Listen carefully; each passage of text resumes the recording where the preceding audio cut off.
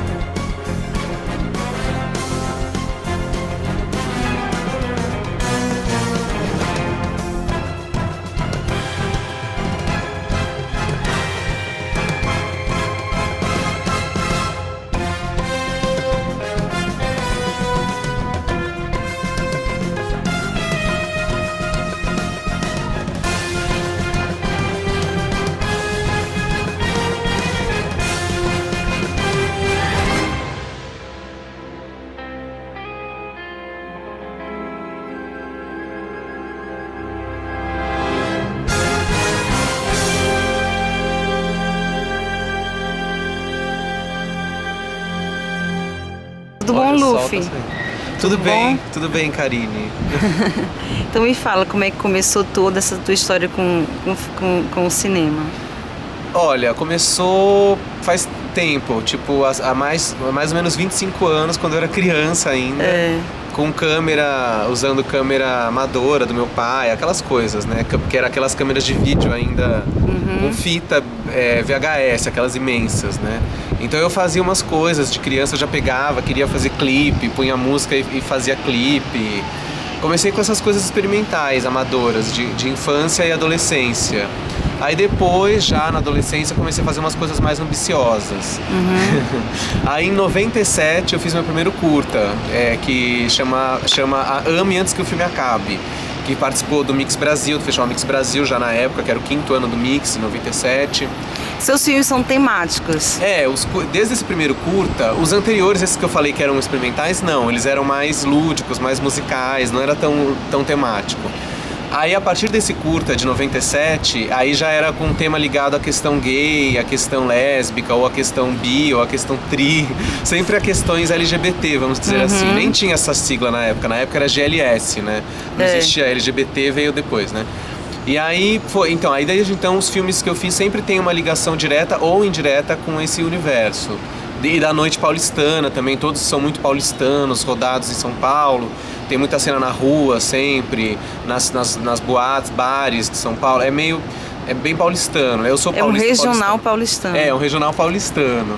E aí eu comecei a fazer esses curtas, aí fiz vários, participei de festivais, fora o Mix, outros festivais também que eu participei, de lá pra cá, com outros curtas.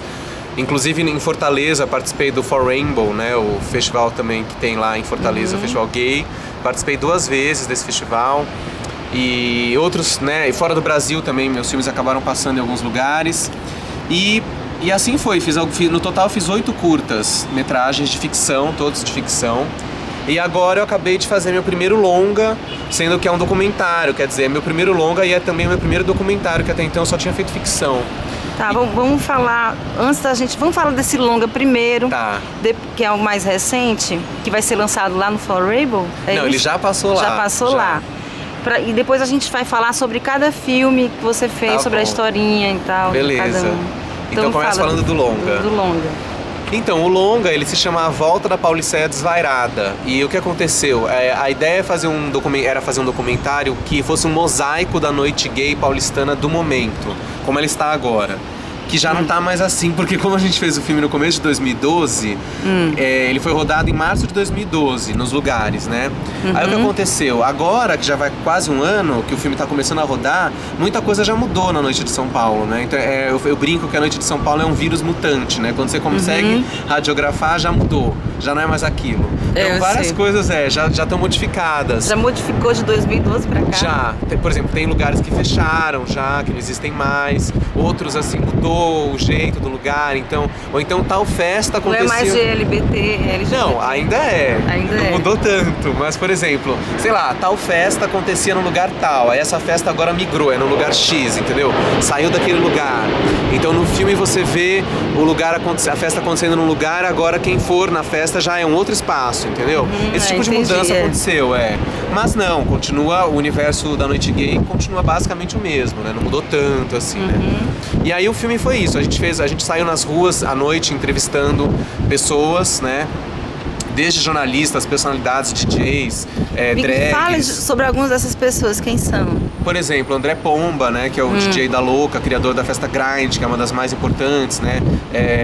A Salete Campari, que é uma drag também famosa de São Paulo aqui, que já tem toda uma carreira, que tem até uma carreira política, né? Outras drags como Silvete Montilla e Michelle Summer, jornalistas Vitor Ângelo, Leandro Rodrigues, que são Vitor Ângelo tem que ter, né? Vitor Ângelo tem que ter, que é uma lenda viva, né? E então foi legal a entrevista dele. E também a gente entrevistou anônimos, pessoas que a gente laçava na hora, eu brinco que a gente laçava. A gente via a pessoa, falava, você não quer falar pro nosso filme? Que a pessoa tinha um layout interessante ou uma atitude interessante. Aí a pessoa vinha, né? Então falava, tal, não sei o quê, por que tava ali, por que gosta de sair à noite, o que buscava na noite, né? Tinha muito isso.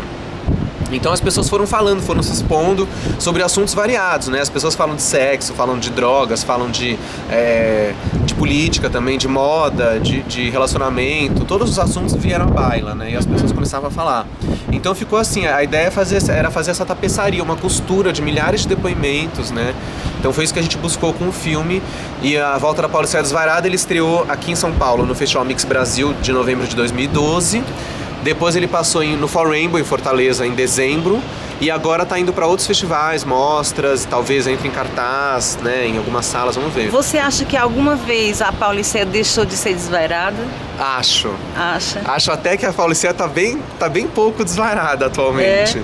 Mesmo na época do filme, a equipe, a gente achou isso, a gente achava um dilema. Tem lugares que são super desvairados, que as pessoas são diferentes, são criativas, e outros são muito comportados. Mesmo sendo noite gay, é meio padronizado às vezes já. Né? Já falta esse politicamente correto acabou até com a Paulicéia desvairada. Acabou até com a Paulicéia desvairada. Eu não sei, é difícil falar isso, porque, por exemplo, a lei do fumo, claro que as pessoas estão melhores de saúde, é melhor não poder fumar dentro dos lugares, mas esse tipo de lei do fumo, de não poder fumar dentro da boate ou do bar, pelo menos, também aqui em São Paulo tá tendo muito essa coisa da lei seca, não só o negócio da blitz de dirigir, mas a lei seca no sentido de que tem muitos bares que tem que fechar 1h e não pode mais as mesinhas ficarem na calçada.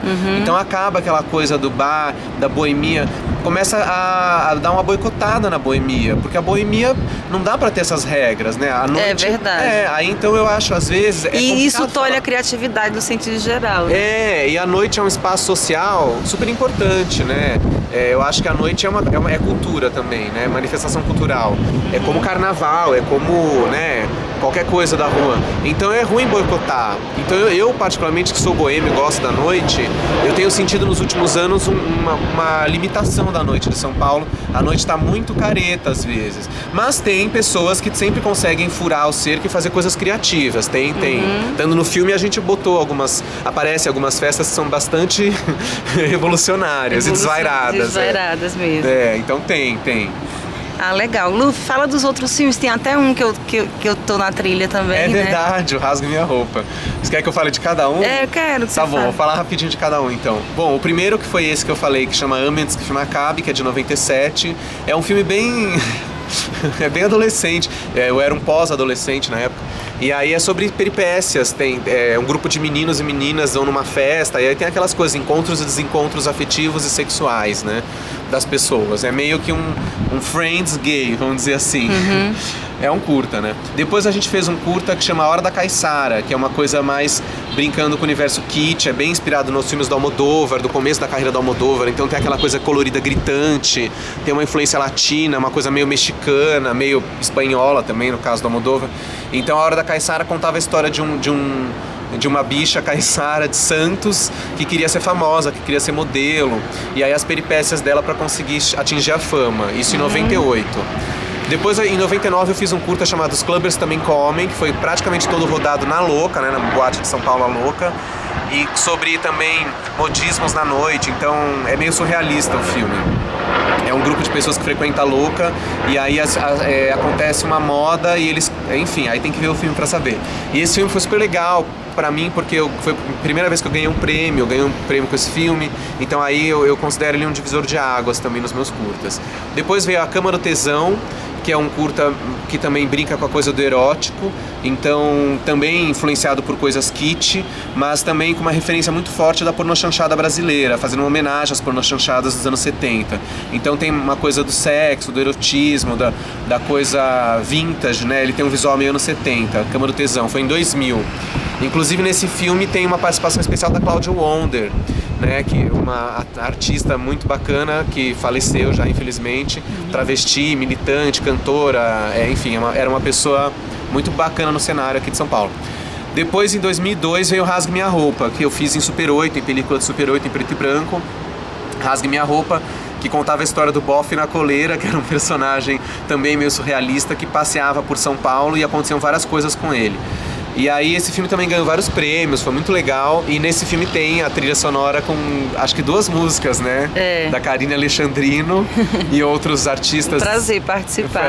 Foi pra gente também foi uma maravilha. Inclusive esse filme foi exibido no Canal Brasil e tal. Liquidificador. Liquidificador. Fiz um outro curta em Super 8 que chama Meu Namorado é Michê, que também foi um filme bem legal, foi premiado também, passou no Canal Brasil também. E que é a história de um casal, de 2 garotos, sendo que um deles é Michê e o outro não. Daí o nome, né? Meu Namorado é Michê. Depois foi qual? Beija-me Se For Capaz, que é um filme de 2006, que é bem gay, assim. Eu brinco que é o mais gay dos que eu fiz, porque é super... só tem homem no elenco, não tem nenhuma mulher, é bem gay masculino, assim, falando desse universo do gay masculino, da busca de um amor perfeito, né, do dilema entre o amor e o sexo, né, então o filme discute muito essas questões. Foi em 2006. Depois eu fiz um curta em 2010 chamado Fumaça em Formatos Bizarros, que é sobre a galera jovem também daquele momento em 2010. Então aí é um grupo de meninos e meninas que também já muito com a coisa da internet forte, então os encontros pela internet, as paqueras, essa coisa de como essa geração que agora tem 20 anos, né, que já não é mais a minha geração, né, de como eles se relacionam com essa questão, com a questão gay, com a questão dos relacionamentos. Então é um filme mais bem experimental, assim. E aí o elenco todo foi formado por um grupo de teatro que eu tinha trabalhado, que é uma galera que faz muito musical, que faz teatro musical, e aí fizemos esse curta, mas o curta não é musical. E assim foi, acho que eu falei todos, esses foram os curtas, são 8 curtas. Você já tipo assim, Lu, você já tá na história, você já entrou pra história como uma pessoa que tá documentando, né, o comportamento do paulistano, GLBT, é isso? Pode ser. Não sei se eu entrei pra história. Depois você vai ser estudado. Espero que me estudem, eu não sei. Espero que os filmes sobrevivam. Pode ser. Se alguém parar pra ver meus curtas agora, meus 8 curtas, realmente, como o primeiro é de 97, o último é de 2010, são 13 anos, né? Que pega um pouco dessa coisa do universo gay, o LGBT em São Paulo. Pode-se dizer que sim, que é um retrato de várias gerações que atravessaram. Agora, esse novo filme, o longa, é que eu espero que seja, quem sabe, em 2030, alguém queira saber como era a noite gay de São Paulo em 2012. Aí o meu filme vai poder ser um bom documento, porque é bem realista, é um documentário, né? Então ele é jornalístico. Então as pessoas estão lá falando o que elas fazem, né? Por exemplo, tem muita questão, a gente fala no filme muito da questão da tecnologia, as pessoas falam de como elas se relacionam com o celular na balada, com os aplicativos. Agora Grindr. Eu tô no Grindr, aí falam, porque eu tô na balada, daí eu entro no Face pra ver onde é que as pessoas estão, aí eu vou pra lá, eu posto no Twitter. Isso tá muito presente no filme, as pessoas falam isso. Então imagina daqui a 20 anos, quando essa tecnologia tiver mudado, aí a gente pode ver o filme e falar, nossa, era assim, que bizarro, agora não é mais assim. Né? De repente vai ter coisas muito mais avançadas, até tenho medo, né, dessa tecnologia. E de repente a gente vai olhar e vai achar super arcaico, vai falar, nossa, mas como é antigo. Agora falando do Grindr, como é uma coisa que as pessoas estão usando, né? Demais. E meio que revolucionou, né? Eu não uso, nem tenho, mas eu acho engraçado que as pessoas usam mesmo, Eu acho engraçado. Será que não é perigoso? Chega a ser perigoso? Perigoso como? Você vai encontrar uma pessoa, pode ser, sei lá, um assassino. É um serial killer. Um serial killer, tá aí uma boa ideia pro roteiro, quem sabe. Eu acho assim, essa coisa eu acho que já antes do Grindr, o próprio bate-papo da internet, quando começou, né, nos primórdios, bate-papo gay, de marcar encontro, sempre tem uma aura de encontros escuras, né, uma coisa blind date. Acho que sempre existiu essa aura de estar fazendo uma coisa meio underground, né? A pessoa tava na internet, batia papo com o outro, marcava um encontro. Você nunca sabia o que ia acontecer. O Grindr é a mesma coisa, é só mais prático. Você tá na rua e tá fazendo, às vezes a pessoa tá perto. Então tornou mais prático, né? Mas eu acho que o contexto é o mesmo, né? O contexto, né? É o mesmo, é verdade. É legal. E o For Rainbow, você já veio várias vezes pro Ceará. Como é que foi a experiência? O For Rainbow eu fui em 2008, acho que era o segundo ano do For Rainbow na época. Fui participar com esse curta Meu Namorado é Michê, esse que é um dos que eu falei. E aí eu fui, foi bem legal o festival, fiquei em Fortaleza, foi um festival muito... Naquela edição, pelo menos, que eu participei, foi muito bom, porque eles conseguiram levar todos os realizadores do Brasil inteiro para lá.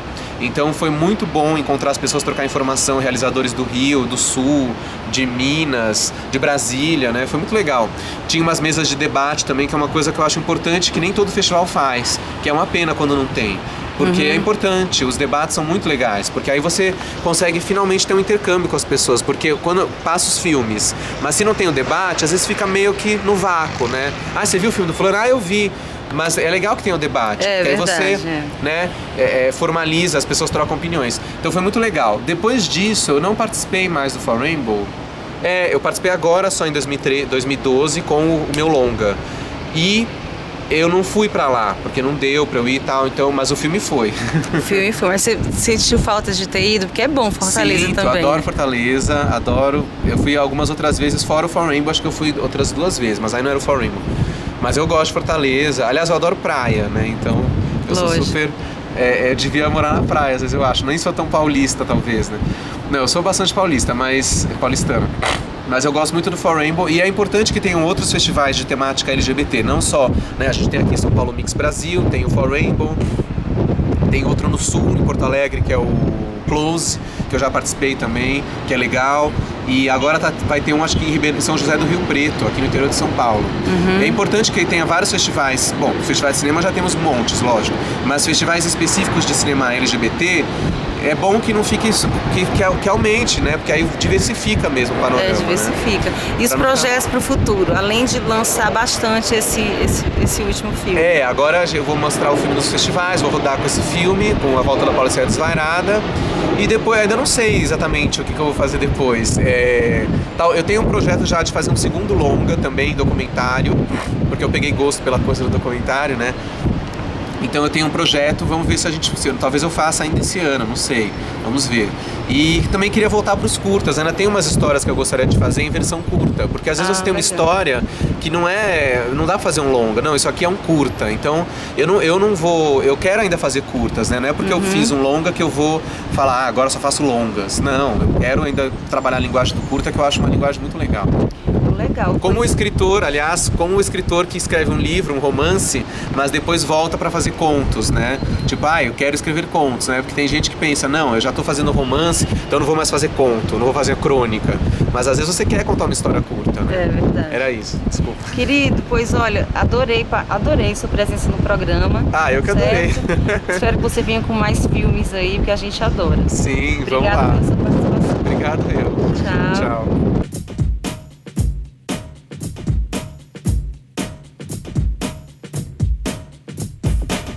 Liquidificador.